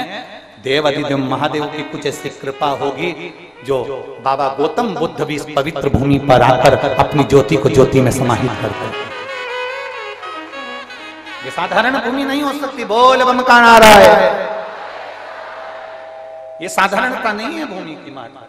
हम उसको पहचान नहीं पाते। लोग कहते हैं शमशान, शमशान को जो समझ गया वो समझ गया। शमशान जहां पर अमीर भी मरता है तो बांस पर जाता है, गरीब भी मरता है तो बांस पर जाता है, अमीर भी जाता है तो घास पर जाता है, गरीब भी जाता है तो घास पर जाता है। कुशीनगर में ऐसा होता होगा कि कोई पैसे वाला मरता होगा तो डंलप के गद्दे पर जाता होगा। हमारे यहाँ नहीं जाते। पैसे वाला करोड़पति भी मरेगा तो बांस के ऊपर जाएगा, बांबू पर जाएगा। गरीब भी मरेगा तो बांबू पर, बांस पर जाएगा। अमीर भी मरेगा तो घास के गद्दे पर जाएगा, गरीब भी मरेगा तो घास के गद्दे पर जाएगा। अमीर भी मरेगा तो सफेद कपड़े में जाएगा और गरीब भी मरेगा तो सफेद कपड़े में जाएगा। जहां सबकी शान सम है उसी का नाम सम शान है। सबकी शान बराबर रखता है वो देव अधिदेव महादेव का धाम है। जहां शंकर का स्थान है वहां सब सम है। शिव जी के सामने कोई पैसे वाला, कोई करोड़पति, कोई गरीब, कोई अमीर नहीं होता। जिसने पुकारा शिव उसका हो गया। जिसने पुकारा शंकर उसका। एक पत्र है, देखिए।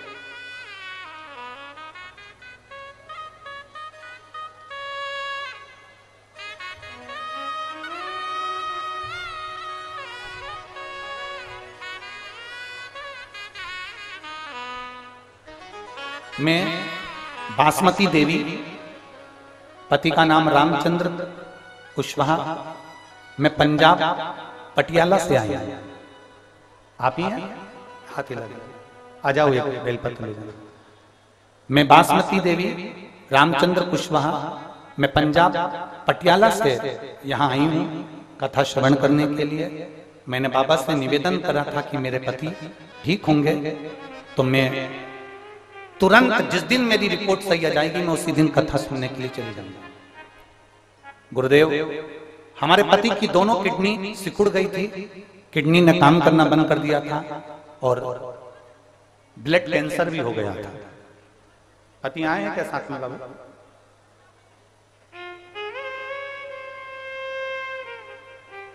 किडनी सिकुड़ गई थी, किडनियों ने काम करना, दोनों किडनियों ने बंद कर दिया था, ब्लड कैंसर भी हो गया था।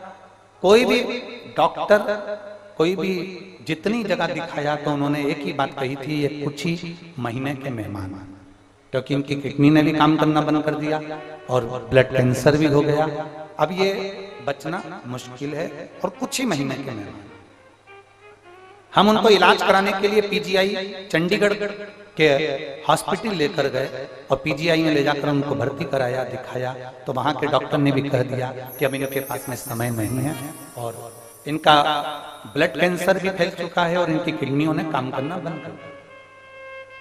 ऑपरेशन कराते हो तो भी हल्का है और ना कराओगे तो भी जल्दी। तब एक डॉक्टर ने कहा इनका ऑपरेशन करा लो, हो सकता है थोड़ा बहुत अंतर आ जाए पर पूरा नहीं आ सकता। हम उनको अपने घर लेकर आ गए और आपकी कथा हम उनको सुनाने लगे और हम भी सुनने लगे।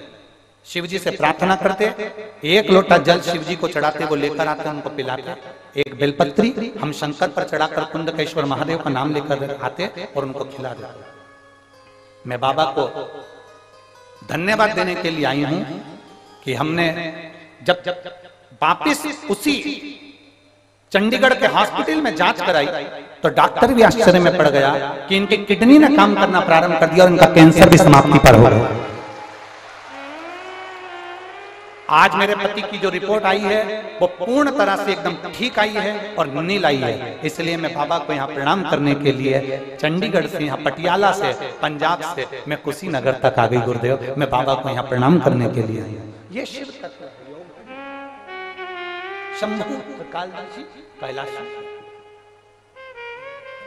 आपका विश्वास, आपका भरोसा, आपकी दृढ़ता शिव के करीब लेकर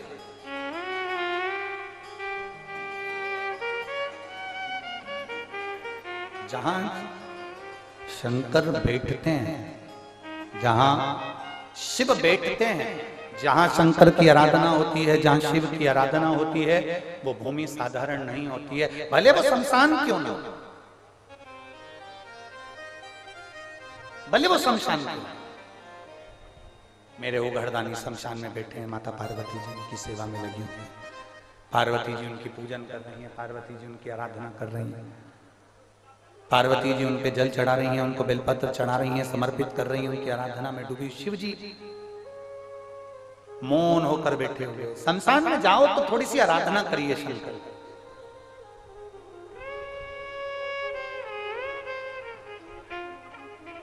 शमशान में जाकर ठिठोली नहीं करना, शमशान में जाकर हमें हंसना नहीं है, शमशान में जाकर हमें कोई किसी के ऊपर ठाका नहीं लगाना।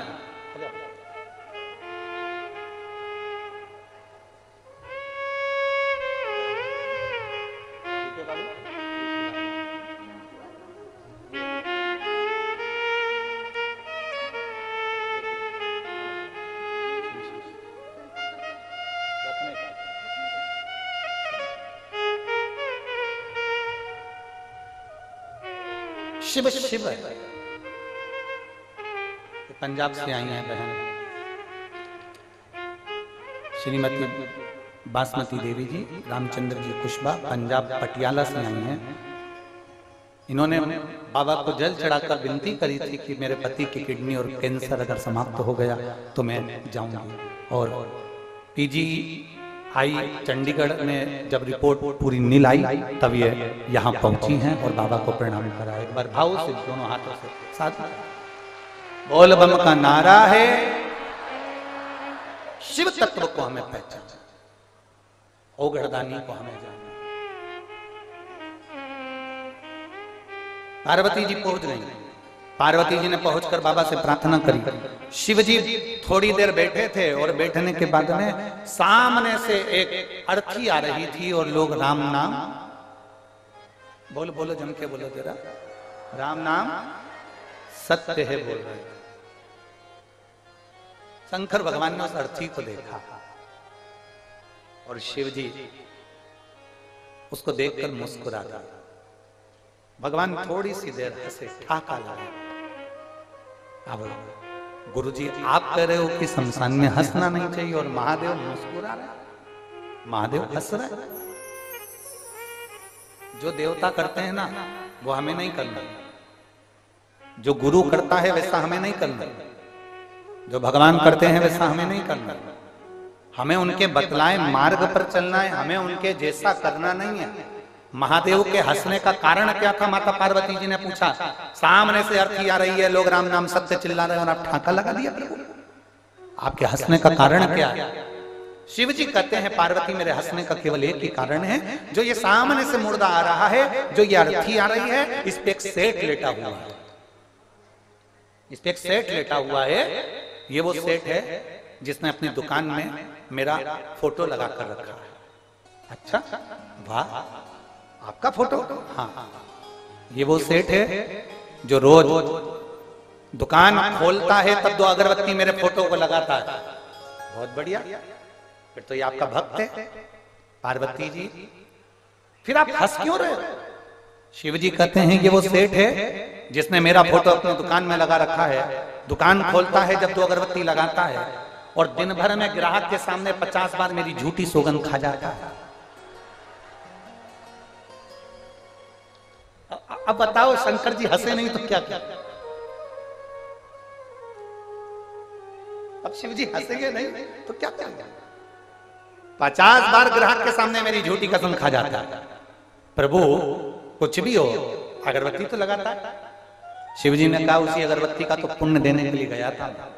मैंने सोचा ये रोज अगरबत्ती लगाता है, भले कैसा भी है, कसम दिन भर खाता है, पाप भी बहुत करता है, झूठ भी बहुत करता है, कसम पर कसम खाता है, छल भी करता है, लोगों का धन भी खा जाता है, बहुत बेकार काम करता है। पर मैंने सोचा 2 अगरबत्ती लगाता है तो अपन 2 कदम चलकर इसके घर पर इसको ज्ञान देकर आते हैं। मैंने एक महात्मा का रूप धारण करा।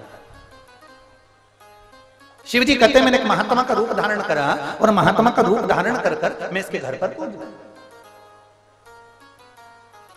और मैं इसके घर पर जाकर मैंने आवाज लगाई, सेठ जी सेठ जी सेठ जी। निकल कर बाहर आया। मैंने कहा मेरे को 2 रात्रि यहाँ पर विश्राम करना है। इसने मुझे 2 रात्रि का विश्राम दिया। मैंने 2 रात्रि इसके यहाँ विश्राम करा। 2 अगरबत्ती का पुण्य मुझे देना था, इसलिए मैंने इसको पुण्य दिया। मैंने इसको समझाने बैठ गया, सुनो सेठ जी, थोड़े दिन के बाद तुम मरने वाले, थोड़ा अच्छा काम कर लो। सेठ जी ने मुझे 4 गाली बक दी। मेरे ही घर का खा रहा है, मेरे घर में सो रहा है, मेरे घर का घी पी रहा है, मेरे घर का पानी पी रहा है और मुझे मरने का बोल रहा है। फिर भी तुम साधु हो, तुम सन्यासी हो, तुम तपस्वी हो, तुम साधक हो, तुम महात्मा हो, तुम्हारा कहना मैं मानूंगा। तो क्या करना है बताओ। इतने में सेठ जी ने पूछा तो महादेव महात्मा का रूप धरकर बोले, सेठ जी अब तुम भी वैराग्य ले लो, सन्यासी बन जाओ, तुम घर छोड़कर चले जाओ। इतने में सेठ जी बोले बिल्कुल मैं घर छोड़कर चले जाऊंगा, पर बस मेरे बेटे की शादी हो जाए, एकदम फ्री हो जाऊं, वो दुकान संभाल ले, मैं चले जाऊंगा। कुछ दिन बाद बेटे की शादी हो गई।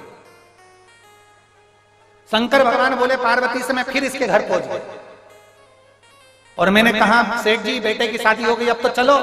इतने में बोला बस बहू को एक अच्छोरा छोरी हो जाए, बस फिर मैं पूरा छोड़ दूंगा, वैराग्य धारण कर लूंगा, सब छोड़ कर चले जाऊंगा। अब बहू के घर में छोरा छोरी हो गया, ये दादा बन गए, उनको खिलाने में लग गए, इधर उधर उठाने में लग गए, घोड़ा हाथी बनने में लग गए। फिर मैं पहुंच गया सेठ जी। जैसे ही मैंने कहा सेठ जी ने कर लिया दरवाजा बंद। मैं खिड़की में से चिल्लाया सेठ जी दरवाजा खोल के बाहर आए और आते से मुझसे बोले, मेरा पीछा पकड़ के बैठे हो, तुम तो बाबा बन गए, क्या मुझे बनाने बैठे हो? मुझे नहीं बनना, चलो यहां से जाओ। सेठ जी ने मुझे धक्का मारकर निकाल दिया। इतने परिवार में आसक्ति खाकर पड़ गए, इतना पोता पोती बेटा बहू पत्नी बच्चे दुकान जमीन जायदाद इतना घिर गए कि घर से 1 मिनट कहीं नहीं जाते, ना मंदिर ना देवालय ना शिवालय। आखिरी में यम का निर्णय तो यम का है, इसके प्राण छूटे और ये इसी के घर में इसी की बाथरूम में से जो पानी निकलता है उसी में कीड़ा बन गया। उसी में जिस बाथरूम में से पानी निकलता है, जिस बाथरूम में से पानी निकल कर बाहर जाता है, उसी बाथरूम की नाली में कीड़ा बन गया। अब मैं पड़ा, घर के लोग इससे रोज डर रहे हैं और ये मैं पड़ा रहता है, क्योंकि इससे घर नहीं छूटा, इससे परिवार नहीं छूटा, इससे घर परिवार छूट नहीं रहा, इससे घर परिवार छूटा नहीं, इसलिए ये निकला। हम आप सबको धन्यवाद देते हैं, बहुत बहुत साधुवाद है, बहुत बहुत धन्यवाद आपका। शिव महापुराण की कथा कहती है अपने घर में रहने वाली छिपकली को एक बार जरूर देखना, हफ्ते में 2 हफ्ते में छिपकली को देख लिया करो और धन्यवाद दे दिया करो। शिव महापुराण की कथा कहती है जिससे अपना घर नहीं छूटता वो उसी घर में मरने के बाद दीवार से चिपक जाता है छिपकली बनकर। कुशीनगर वालों आपको चिंता करने की जरूरत नहीं है, आपकी छिपकली की योनि नहीं मिलेगी, क्योंकि तुम अपना घर छोड़कर शिव महापुराण की कथा में बैठी हो। जो अपना घर छोड़ना जानता है तो परमात्मा भी उसको मुक्त करना जानता है।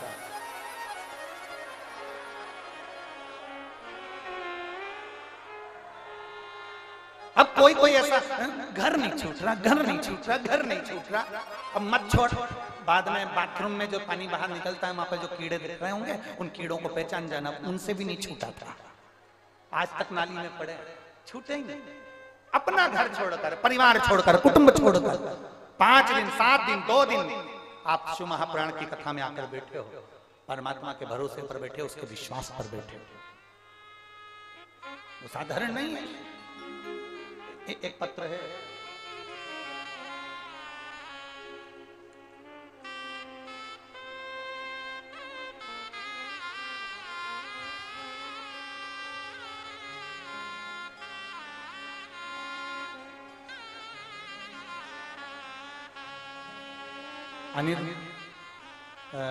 विनीता देवी, ग्राम अनिरुद्धवा, दक्षिण टोला,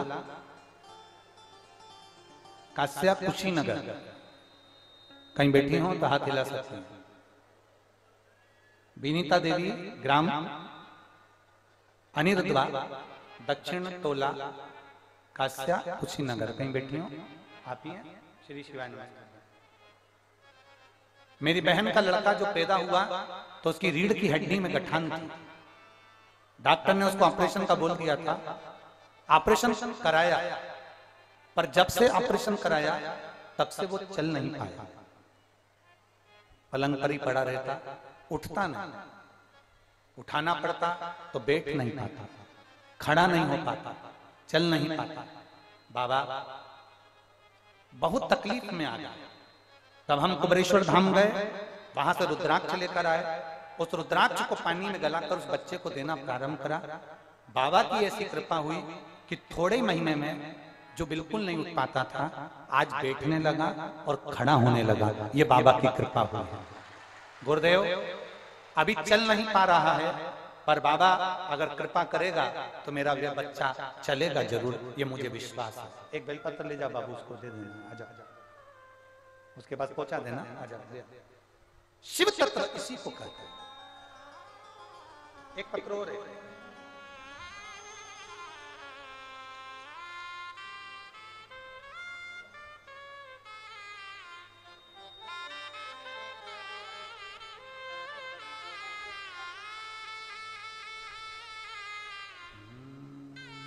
शंभो शरणे पड़ी मांगो घड़ी रे घड़ी, दुख काटो दया करी दर्शन आपो। शंभो शरण पड़ी मांगो घड़ी रे घड़ी, दुख काटो। मेरा नाम माया शर्मा है, मेरे पति का नाम सच्चिदानंद शर्मा है। कहीं बैठे हो तो हाथ हिला सकती हैं। मैं गोपालगंज बिहार से आई हूं, आप ही हैं? दोनों हाथ हिला। बच्चा आया है एक साथ में, ले आओ इसको, बेलपत्र ले जाना। मैं गोपालगंज बिहार से आई हूं गुरुदेव। मेरा एक बेटा है 2.5 साल का है, जो चलता नहीं है, बैठ नहीं पाता था, चल नहीं पाता था, पलंग पर पड़ा रहता था। डॉक्टर के हिसाब से ये कभी नहीं चल सकता था, ना बैठ सकता था। किसी के कहने पर टीवी पर कथा सुनना प्रारंभ करा और आपके बताए अनुसार 1 लोटा जल महादेव को चढ़ाना प्रारंभ करा और एक बेलपत्र लाकर बच्चे को पीस कर देना प्रारंभ करा। गुरुदेव डॉक्टर के हिसाब से ये बैठ भी नहीं पाता था, पर मेरे बाबा ने ऐसी कृपा करी है, मैंने थोड़े दिन पहले से जल देना प्रारंभ करा है और बाबा की कृपा से अब मेरा बेटा बैठने लगा है। मैं बाबा को यहाँ धन्यवाद देने के लिए आई हूँ कि अब मेरा बेटा बैठने लगा। जो सोया ही रहता था, कभी चलता नहीं था, कभी बैठता नहीं था, आज बाबा की कृपा से वो बैठने लगा। बाबा केवल विनती है, पंडाल में बैठकर कथा सुन रही हूँ एक बेलपत्र की, जो मिलेगी तो मुझे विश्वास है कि मेरा बेटा एक दिन चलकर शिव महापुराण की कथा में भी जरूर आएगा। मैं बाबा को प्रार्थना करता हूँ। ये शिव तत्व है ओ घड़ी। इन्होंने लिखा, मेरे बेटे को डॉक्टर ने कह दिया था ये कभी उठेगा नहीं, ना बैठ पाएगा न चल पाएगा, पर मेरा बेटा शिवजी पे चढ़े हुए जल को पीता हुआ तो आप बैठने लगा है और बाबा की कृपा से वो बैठता है। यही शिव की बड़ी कृपा हुई है। ये शिव तत्व है, ओ घड़ी है शंभु त्रिकालदर्शी कैलाशी है महाराज।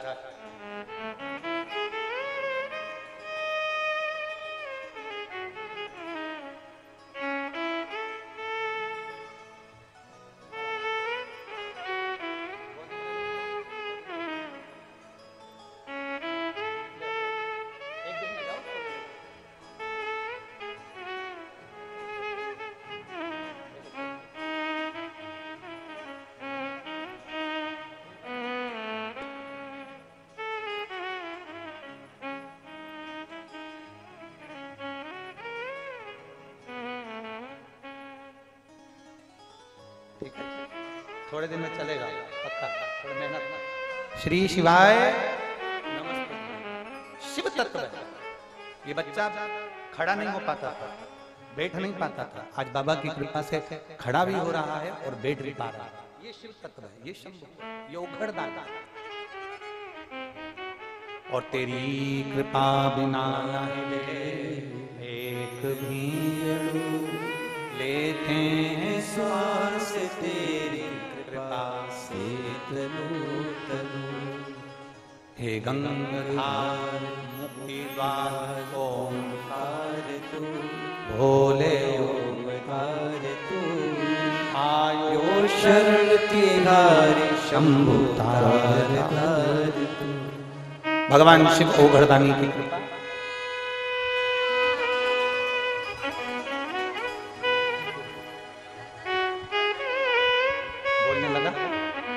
दीदी बता रहे हैं ये बोलता भी नहीं था, चलता भी नहीं था और बैठता भी नहीं था, अब बोल भी रहा है और बैठ भी रहा है। यही ओघड़दानी की कृपा है।